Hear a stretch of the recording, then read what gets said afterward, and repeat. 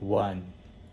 Mr. Speaker, ladies and gentlemen, side government is largely contradictory. They try to talk about good things that happen in the movement, but cherry pick small, majoritarian, potentially parts of the movement and say, hey, that's a problem. It's because of the movement.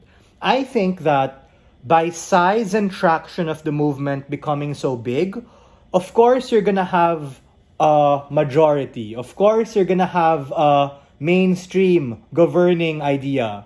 That in itself isn't bad. That isn't attributed to being a huge contemporary modern movement. That's literally a function of social dynamic precisely because people are so different and exist on a spectrum. What is the path to victory and extension coming from side closing opposition?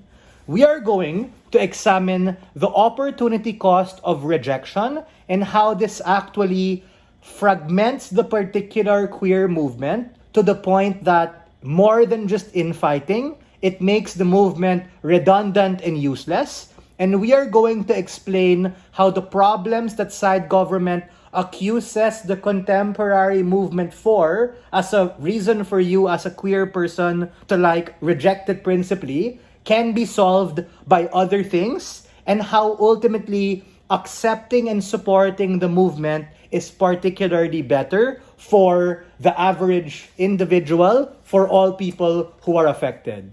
I have a strategic observation of this round. Opening government is kind of unnuanced to the idea of what contemporary really is. Opening opposition is correct, but they're kind of vague and unclear in terms of what change they want. And I think closing government is misconstrued in terms of their ability to want safety, because we think that as an average person, being a queer individual or anywhere within those particular letters, it's the safest it's been, as opposed to maybe before, or as opposed to in your own radical fringe pools, absent majoritarian support, wherein you are literally able to have less of a network, less of funding, and less of an ability to be able to ask for help. We have to understand that yes, this is a value judgment debate, of which we agree with the opening, but let's uniquely examine the anatomy of rejection and the opportunity cost that forwards. First layer of analysis and path to this extension. Let's take what opening opposition says about the different kinds of rejection, of which I just want to note government hasn't really responded to. Meaning, let's take a look at the first paradigm of rejection. That is to say, rejection as a means of being NR, not giving a shit, or disassociation. This simply makes it harder for people to find a sense of community at the point in which you aren't as visible.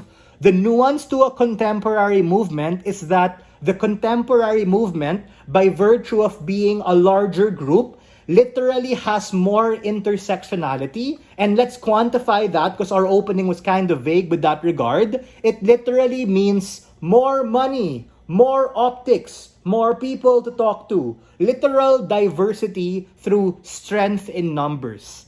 This in and of itself allows literally more collaboration to happen at the point in which you're able to meet more people who, yes, may be different from you, who, yes, some of them might be an asshole and might be kind of weird, but you're able to still represent the movement as a whole, as opposed to literally being stuck in your own silos at the point in which you literally get not just more confirmation bias, but you aren't able to exercise and champion the ability to make a decision at the point in which you aren't as informed. Literally, what we're saying on closing up is that you have a plurality of ideology in terms of being able to shift within that Overton window that our opening particularly talked about. Meaning some people might be super fucking radical, some people might be so conservative, but any point they're able to engage with the counterfactual and they shift somehow to the center or moderate, in and of itself becomes a win. And that's where we flip CG extension about this idea of radicalization.